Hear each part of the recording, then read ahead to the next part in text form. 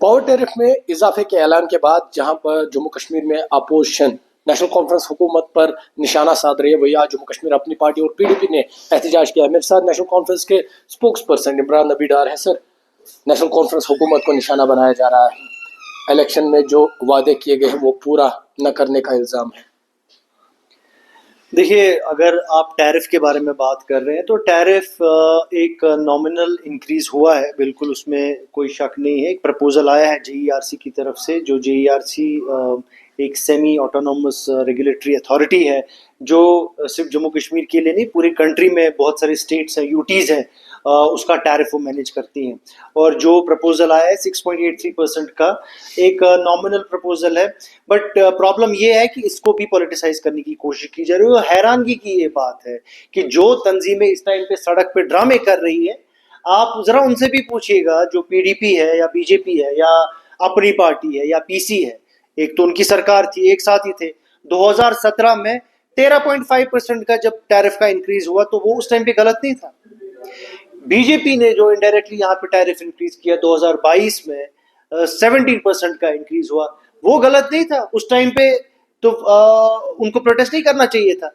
आज जब national conference की सरकार ने वही रेगुलेटरी अथॉरिटी जिसने 2022 में 17% को इंक्रीज प्रपोज किया और इम्प्लीमेंट करवाया, आज उसने 6.83% किया, तो कौन सा गुना हुआ है इसमें? तो ये मैं कहने का मतलब ये है कि अनफॉर्चुनेट एस्पेक्ट ये है कि इसमें पॉलिटिसाइज हो रहा है। और दूसरा, जो इसमें इक्तिसादी सूरत हाल, मैं मानता हूँ कि लोग इस टाइम पे जम्मू कश्मीर में बिलखसूस इकोनॉमिक सूरत हाल बहुत लोगों की परेशानी कमज़ोर है और वो चाहते हैं कि राहत मिले। उमर साहब की सरकार कोशिश में लगी हुई है कि किस तरीके से वो यहाँ के लोगों को क्या राहत पहुँचाएंगे, और इंशाल्लाह हम वो राहत पहुँचाएंगे, वो मैं आपको यकीन से बोल रहा हूँ। लेकिन ये जो टैरिफ्स इंक्रीज होने, ये पहली बार नहीं हुआ, आपको भी पता है ना, इससे पहले भी हुए हैं, इसके बाद भी होंगे ये tariffs increase. So this is normal process हर किसी स्टेट में।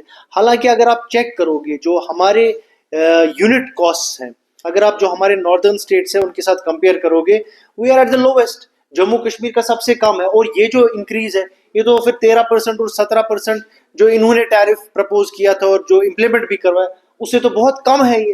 तो मुझे नहीं लगता है कि ये इतना असर जो सार्फिन है उस पर पड़ेगा, और खासकर जो डोमेस्टिक कंज्यूमर्स है उसमें भी थोड़ी कम होगी। और दूसरा, क्यूमुलेटिव फिगर, ये सीधे डायरेक्टली जो आपकी बिल आती है, ये सीधे डायरेक्ट क्यूमुलेटिव इंक्रीज नहीं होगा, ये डिपेंड करेगा कि जितने आप यूनिट्स खर्चते हैं उस पर डिपेंड करेगा। बिल्कुल, आपने कहा कि जो पहली मर्तबा ऐसा नहीं हुआ है।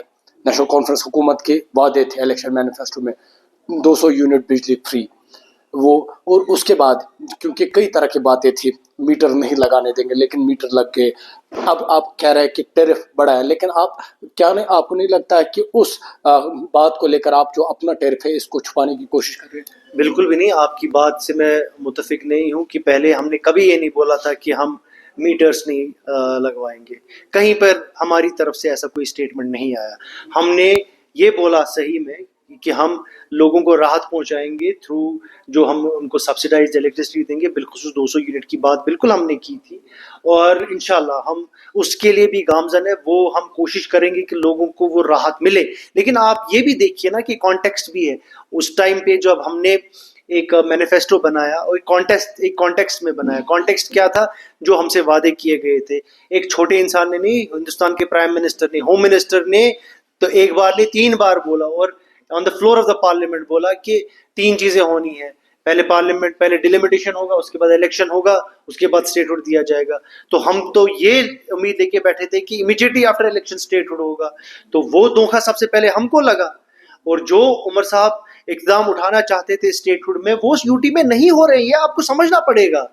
आप जेएंडके रीऑर्गेनाइजेशन एक्ट पढ़िए, या तो वो तंजीमें जो इस टाइम पे सड़कों पे निकल रही हैं, या तो वो ये पढ़ नहीं रही है जेएंडके रीऑर्गेनाइजेशन एक्ट। हम तो मुसीबत में फंसे हुए हैं।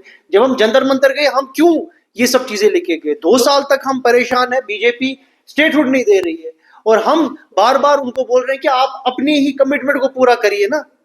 अब मुतालबा हो रहा है ये जो ये ऑर्डर है इसको बंद करना चाहिए, इसको वापस करना चाहिए? और दूसरा, किस तरह से आप लोगों को राहत देंगे, क्योंकि आपने कहा कि स्टेट न होने की वजह से प्रॉब्लम हो रही है, कोई काम नहीं हो पा रहा है। एग्जैक्टली देखिए, ये प्रपोजल भी है, जेईआरसी ने प्रपोजल भी दिया है, इस पे अब हुकूमत भी देखेगी किस तरीके से उसको इम्प्लीमेंट करना है, क्या करना है। और मैंने आपके सामने फैक्ट्स रखे, फैक्ट्स ताकि लोगों को पता लगे कि व्हाट आर द फैक्ट्स, कि ये जो इंक्रीज है ये कोई नई बात नहीं है, पहले भी उन्होंने प्रपोज किया था। इनफैक्ट उन्होंने 2025 में प्रपोज किया था, वो लागू नहीं हुआ।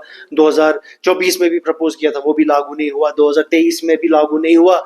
लास्ट प्रपोज जो इंक्रीज हुआ है वो 2022 में हुआ है, जो मैंने आपको बोला 17%, जो इनडायरेक्टली बीजेपी ने किया। अब ये ऑर्डर इंप्लीमेंट होगा, कैसे होगा, उसके लवाजमात गवर्नमेंट बाज़ाब्ता उसका एक प्रेस रिलीज या प्रेस कॉन्फ्रेंस करेंगी, वो उसका पूरा डिटेल में बोलेगी।